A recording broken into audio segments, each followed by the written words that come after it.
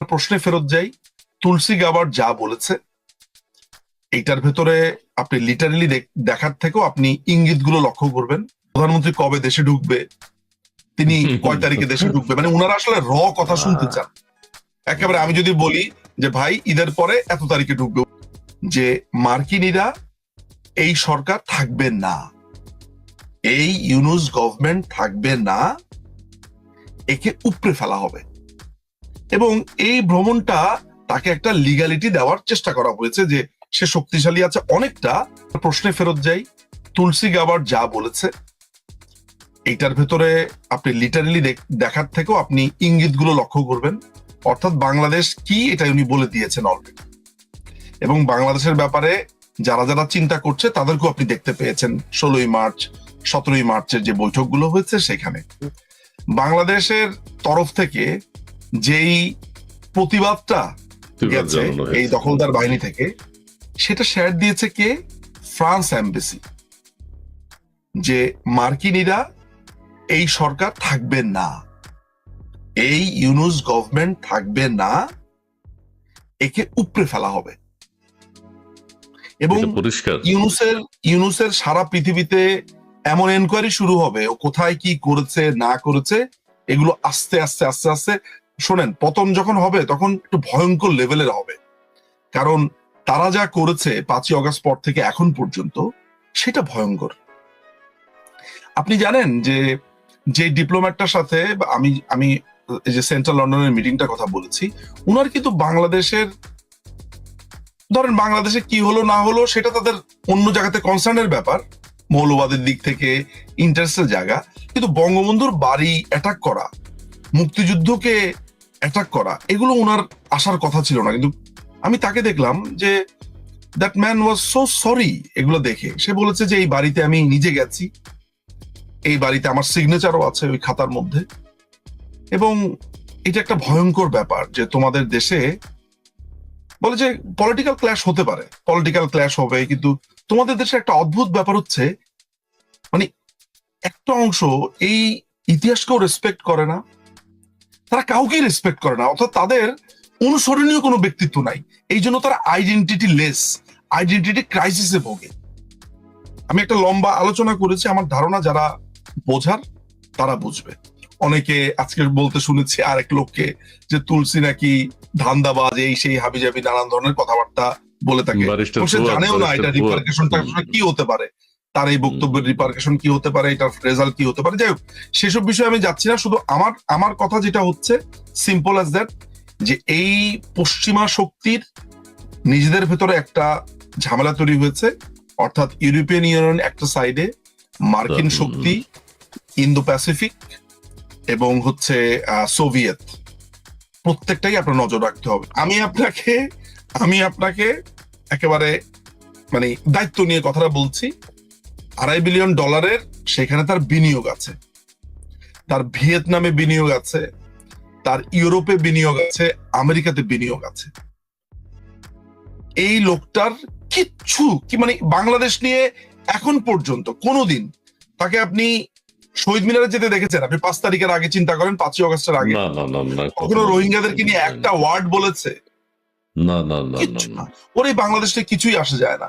বাংলাদেশের মানুষ হয়তোবা অনেকে সাহস করে নামতে পারছে না, আগুন জ্বলছে অনেকের মনে। আমি জানি যে এই যেমন আজকে হাসনাত, সার্জিস, এদের কথাবার্তা যখন শোনে মানুষের ভেতরে আগুন জ্বলতে থাকে, এবং এই আগুনটা এমন একটা অবস্থাতে যে আমরা ভাবি যে এদেরকে কয় টুকরা করবে, কয় টুকরা না। আমার মনে হয় এদেরকে আগুন দিয়ে জ্বালিয়ে দেওয়ার পরেও মানুষ আফসোস করবে যে ঠিকভাবে মারতে পারলাম না।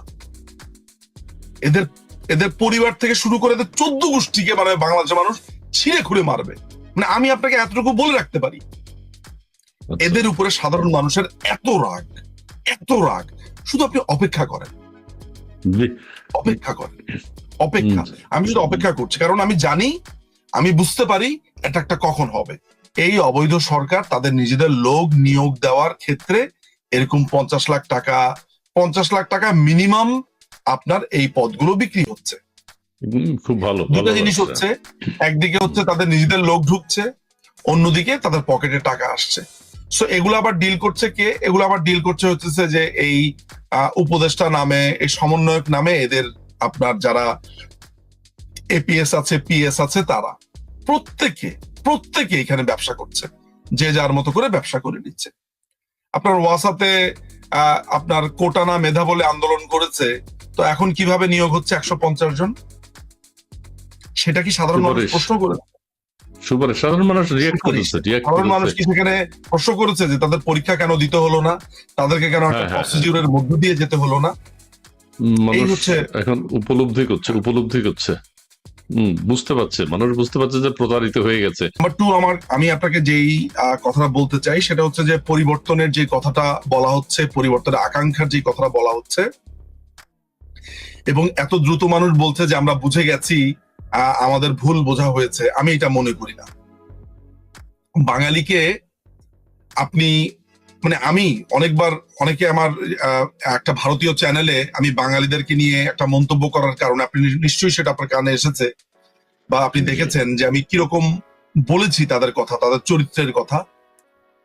একটা কথা চিন্তা করে দেখুন তো আপনি, যে যেই মানুষটা তার জীবনের একটা দীর্ঘ সময়, কত 17-18 বছর জেলে ছিলেন তিনি, একটা দীর্ঘ সময় এই বাংলাদেশের জন্য তিনি জীবনটা উৎসর্গ করে দিলেন, লাস্টে মারাও গেলেন এই বাংলাদেশের জন্য, তাকে এসে মেরে ফেললো।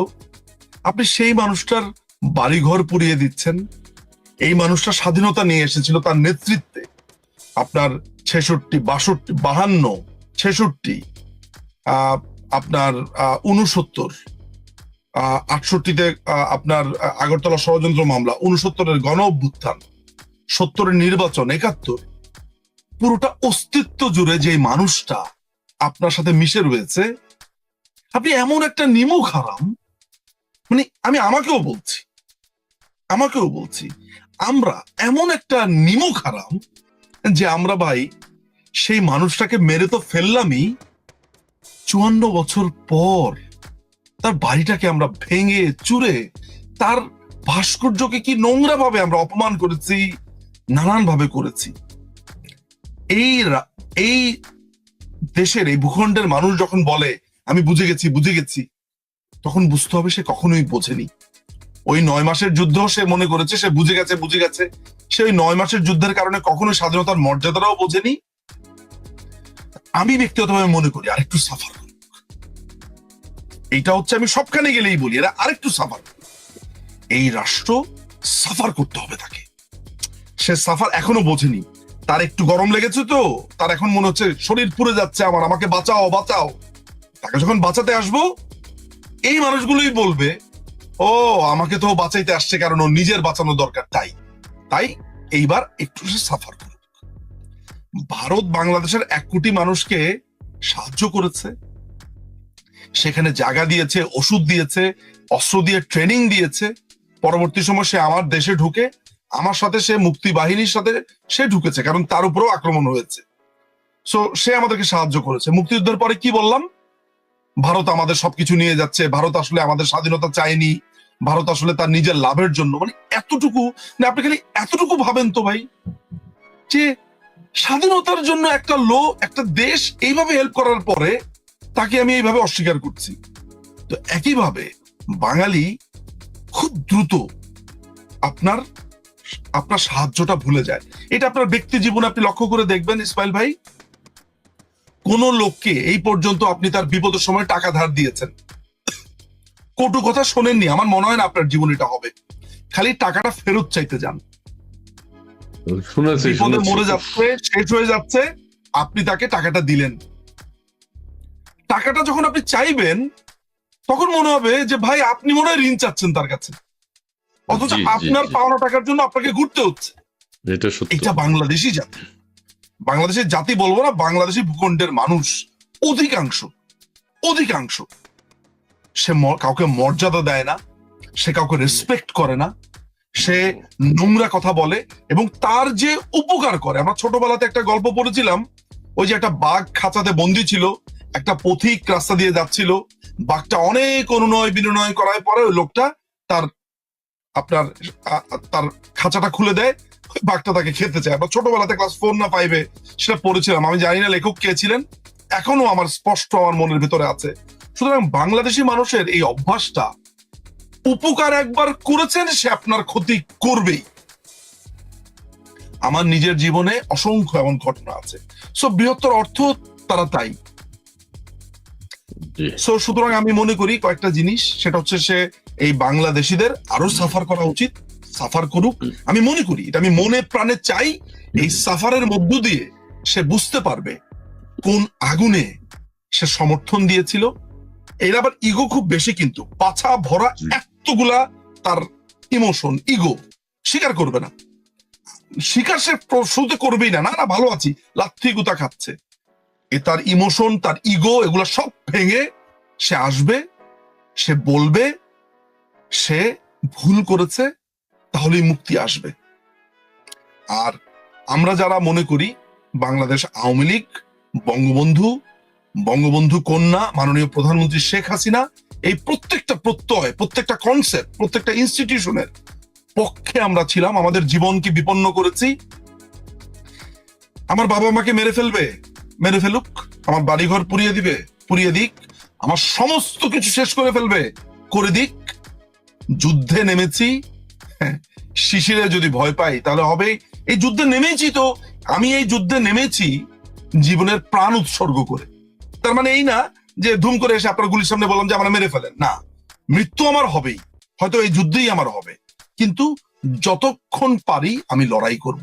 আমার যা ক্ষতি, যা ইচ্ছা, আমার কষ্ট হবে, আমার বেদনা হবে, আমার যন্ত্রণা হবে, কিন্তু বঙ্গবন্ধু কন্যা মাননীয় প্রধানমন্ত্রী শেখ হাসিনাকে যেদিন এই রাষ্ট্রে তার সমস্ত সম্মান দিয়ে আমি ফেরত আনতে পারবো, আমরা ফেরত আনতে পারবো, সেদিন শুধু দুই হাত উঁচিয়ে বলবো জব ডান, দ্যাটস ইট।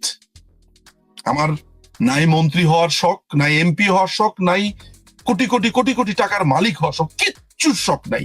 এই যে আমার পেছনের লাইব্রেরিটা দেখছেন, এখানে নিশ্চিন্তে বসে বই যাতে লিখতে পারি, ঢুকতে পারি, জাস্ট যোদ্ধার মতো নেমেছি, কাজ শেষ, এই লাইব্রেরিতে আবার ঢুকে যাব। সো আমি আমার যারা দর্শকরা আছেন, বাংলাদেশ আওয়ামী লীগের নেতাকর্মী আছেন, যারা শুনছেন, তাদেরকে সবাইকে একটা কথা আমি জাস্ট জানিয়ে রাখি যে এই দখলদার, এই টোকাইয়ের বাচ্চা, এই টোকাই, এই দখলদার বাহিনী, এই ইউনূসের বাহিনীর সময় খুব বেশি দিন নেই। দ্রুত তাকে শেষ হতে হবে। কি প্রক্রিয়াতে শেষ হবে, কিভাবে শেষ হবে, সবই দেখেছেন আপনারা। এখনো ওই সামনের জন্য অপেক্ষা করতে হবে। এতটুকু আপনাকে বলে রাখা দরকার যে এই দখলদার বাহিনীকে শেষ করার জন্য আমার মাথার ভেতরে যত রকমের বুদ্ধি আছে, যত রকমের স্কিল আমি জানি, আমার যত মেধা যদি এক সেকেন্ডও থাকে, তার প্রত্যেকটা এই সরকারের এগেইনস্টে, এই দখলদার এগেইনস্টে আমি ব্যবহার করব। পৃথিবীর যেইখানে যাওয়া প্রয়োজন, পৃথিবীর যে প্রান্তে যাওয়া প্রয়োজন, আমি সেই প্রান্তে যাব। এটার জন্য আমাকে যদি সমস্ত কিছু হারাতে হয়, আমি তাও হারাবো, কিন্তু বঙ্গবন্ধু কন্যাকে এই দেশে সসম্মানে ফেরত আসার আগ পর্যন্ত আমার নিজেকে মানুষ মনে হবে না। তাই লড়াই চালিয়ে যাচ্ছি। এতটুকুই আমার শেষ মন্তব্য ছিল। তো এই যে জঙ্গিবাদ বাংলাদেশে মাথাচাড়া দিয়েছে, যারা জঙ্গিবাদ বিরোধী রাষ্ট্ররা আছে বিভিন্ন দেশে, সারা পৃথিবীর, তারা এটা বুঝতে পেরেছে যে ওই যে হিরোশিমাতে বোমা ফালানোর পরে এটা আমরা কি করলাম। তো দেখা যাচ্ছে যে একবারে ভয়ঙ্কর জায়গাতে এই দেশকে, এবং এখানে অনেকগুলো দেশ এমন ভাবে ক্ষতিগ্রস্ত হয়েছে যেই দেশের সাথে আবার ইন্টার রিলেটেড ভাবে পশ্চিমাদের যথেষ্ট শক্তির ব্যাপার স্যাপার আছে, তাদের ব্যালেন্সের ব্যাপার স্যাপার আছে। ফলে আমি কি তাহলে এটা বোঝানোর চেষ্টা করলাম যে মাননীয় প্রধানমন্ত্রীকে এইভাবে দেশে আনা বা এইভাবে আবার বাংলাদেশ আওয়ামী লীগ, না, ব্যাপারটা হচ্ছে খুবই ন্যাচারাল ওয়েতেই হবে, কিন্তু সাধারণ মানুষ যেভাবে ভাবে কাজটা ওইভাবে হয় না। আসলে আমাদেরকে দেখতে হবে যে আমেরিকার পজিশন কি। পরিষ্কার ভাবে আমেরিকার তুলসী গ্যাবার্ড যা বলার বলে দিয়েছে। আপনি বাংলাদেশের ইতিহাসে যেই রাষ্ট্রটিকে তলাবিহীন ঝুড়ি বলেছিল কিসিঞ্জার, আজকে তাদের প্রধান একজন নিরাপত্তা প্রধান, গোয়েন্দা প্রধান, তিনি আজকে এসে ইন্টারভিউর ভিতরে একটা বড় অংশ বাংলাদেশকে নিয়ে বলছেন, এবং তিনি যা বলেছেন এটা হচ্ছে এমন যে বাংলাদেশ জঙ্গিবাদের দিকে প্রবলভাবে ধাবিত হয়েছে। আর কিছু যারা বুদ্ধিমান তারা বুঝে ফেলবে আমেরিকার অবস্থানটা কি। এখনো পর্যন্ত ইউরোপিয়ান ইউনিয়ন অর্থাৎ আমেরিকার প্রেসিডেন্ট ট্রাম্পের সাথে ইউরোপিয়ান ইউনিয়নের একটা বড় ধরনের ক্ল্যাশ আপনি দেখতে পাচ্ছেন। অর্থাৎ ইউরোপিয়ান ইউনিয়ন এই ঘাটতারামি আচরণটা করবে এবং ইউনুসেরও একটা বড় হয়তোবা মানে সে শক্তি এখান থেকে নেওয়ার চেষ্টা করবে।